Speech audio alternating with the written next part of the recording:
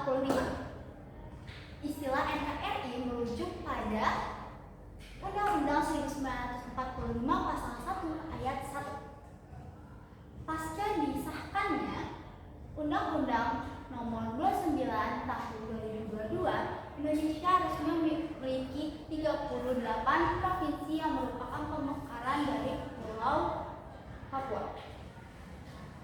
Istilah Bhinneka Tunggal Ika. Bhinneka Tunggal Ika memiliki arti yaitu berbeda-beda tetapi tetap satu jua. Ini seolah mencerminkan persatuan dan kesatuan Indonesia di tengah keberagaman. Bhinneka Tunggal Ika ini merupakan semboyan nasional yang dikutip dari Kitab Sutasoma karya Empu Tantulak. Pancasila sebagai ideologi negara. Ideologi negara sendiri artinya adalah nilai, cita-cita, dan juga keyakinan yang ingin diwujudkan dalam kehidupan nyata. Secara luas berarti makna Pancasila sebagai ideologi negara adalah visi atau arah penyelenggaraan kehidupan dalam berbangsa dan bernegara sesuai dengan 5 sila yang berada di dalamnya. Dalam perumusan Pancasila terdapat 3 tokoh yang memberikan gagasan-gagasannya. Yang pertama ada Bapak Muhammad Yamin yang memberikan gagasan pada 29 Mei 1945. Yang kedua ada Bapak Supomo yang memberikan gagasan pada 30 Mei 1945. Dan yang terakhir ada Bapak Insinyur Soekarno yang memberikan gagasan pada tanggal 1 Juli 1945.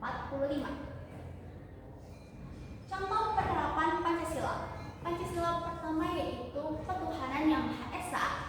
Kita itu harus menerapkan sikap menghargai atau toleransi terhadap agama lain yang sedang melakukan peribadahan. Yang kedua, kemanusiaan yang adil dan beradab. Berarti kita harus menerapkan sikap adil dan juga saling menghargai kepada warga negara lainnya.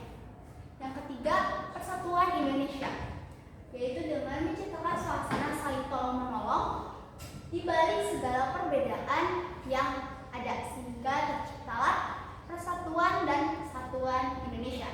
Yang keempat, kerakyatan yang dipimpin oleh hikmat kebijaksanaan dalam permusyawaratan perwakilan, yang berarti ketika ada pemilu kita harus bersikap jujur dan juga kita tidak boleh menghina antar warga negara. Yang kelima, keadilan sosial bagi seluruh rakyat Indonesia, berarti menanamkan sikap tolong-menolong sehingga dapat terwujudkan kehidupan yang rukun dan juga damai.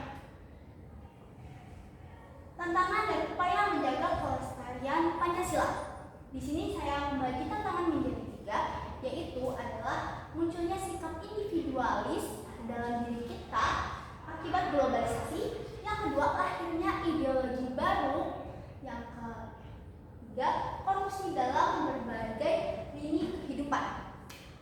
Selanjutnya ada upaya melestarikannya. Di sini saya juga membaginya menjadi 3 poin, yaitu mengimplementasikan nilai Pancasila dalam kehidupan sehari-hari. Yang kedua adalah menolak dengan tegas jika ada penawaran mengenai ideologi baru terhadap kita.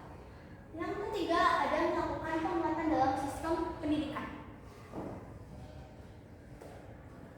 Selanjutnya kita akan membahas Undang-Undang Dasar 1945.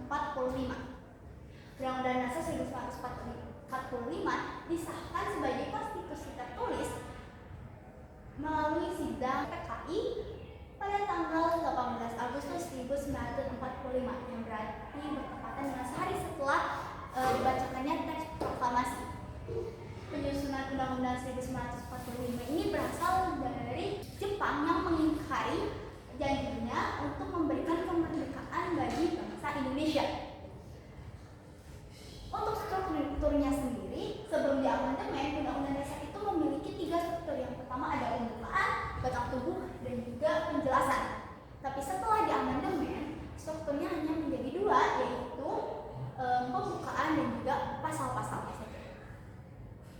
Lalu, apa itu bela negara? Bela negara adalah kebulatan sikap, tekad, perilaku warga negara yang dilakukan secara sadar dan disertai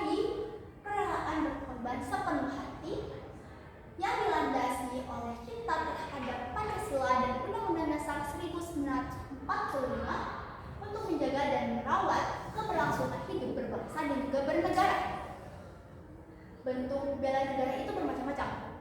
Kita yang sebagai pelajar itu bisa menerapkan bentuk dari bela negara ini tuh kayak mengikuti upacara bendera hari Senin secara hikmat.